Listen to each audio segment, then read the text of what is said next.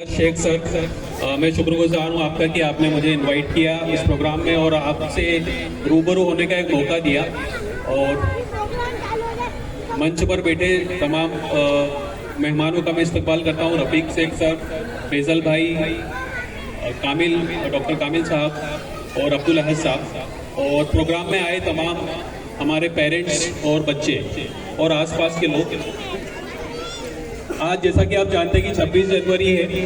अब 26 जनवरी को हम रिपब्लिक डे मनाते हैं, यानी गणतंत्र दिवस मनाते हैं। तो मैं अपनी छोटी सी बात इस पर रखना चाहूँगा कि 26 जनवरी बेसिकली है क्या, मतलब 26 जनवरी हम लोग क्यों मनाते हैं और गणतंत्र दिवस मनाने का हमारा मकसद क्या है और गणतंत्र दिवस होता क्या है, ये हम थोड़ा सा इस पर रोशनी डालना चाहेंगे। तो अपने इसी एजुकेशन के ताल्लुक से मैं ये बात रखना चाहूँगा कि इस देश ने 15 अगस्त 1947 को आज़ादी प्राप्त की थी। उसमें हमारे स्वतंत्रता सेनानियों का एक बहुत बड़ा योगदान रहा। उन लोगों ने काफ़ी कुर्बानियाँ दी और हमारे जो पूर्वज थे, हमारे कम्युनिटी के जो उलमा थे, उन्होंने इसमें बड़ी कुर्बानियाँ दी है और बड़ी कुर्बानियों से हमें आज़ादी मिली। और उस आज़ादी के बाद, उस आज़ादी के पहले अगर हम देखें तो हम ब्रिटिश सरकार के गुलाम थे। एक तरह से हमारे ऊपर ब्रिटिश का राज चलता था। और उसके पहले 1935 में अंग्रेजों ने एक कानून बनाकर भारत को गवर्न करने के लिए अंग्रेज ने वहां से वायसराय नियुक्त किए हुए थे। अगर बच्चे थोड़ा खामोश रहेंगे तो बात ज्यादा अच्छे से समझ में आएगी।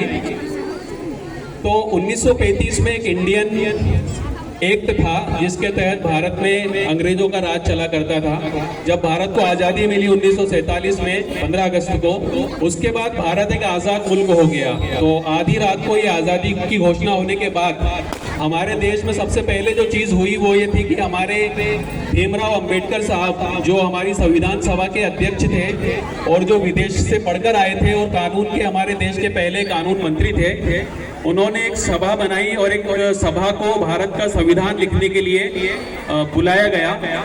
उसमें काफ़ी पढ़े लिखे लोग, उस जमाने के हमारे कांग्रेस लीडर और देश के स्वतंत्रता सेनानी थे, जिनने मिलकर ये संविधान बनाया था।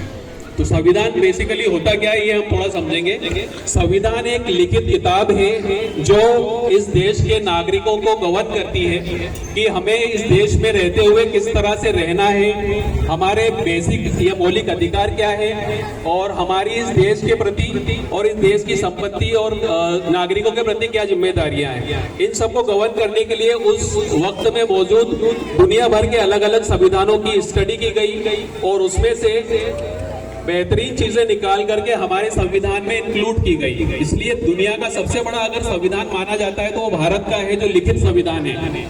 दुनिया का सबसे बड़ा लिखित संविधान हमारे देश का संविधान है। संविधान एक किताब की शक्ल में है जिसमें पूरे कानून दिए गए हैं कि किस तरह से हमें जिंदगी गुजारना है और कौन कौन से एक्ट हमारे ऊपर लागू होते हैं। संविधान की जब बात आती है,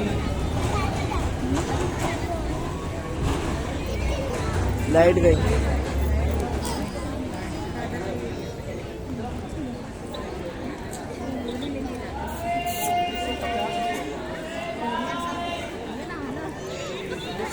में हमारा देश का ये जो संविधान था ये लागू हुआ। इसके पहले 26 नवंबर यानी 2 महीने पहले संविधान सभा ने इस संविधान को अडॉप्ट किया था और वो अडॉप्ट करने के बाद दो महीने बाद यानी 26 जनवरी 1950 को संविधान को लागू किया गया।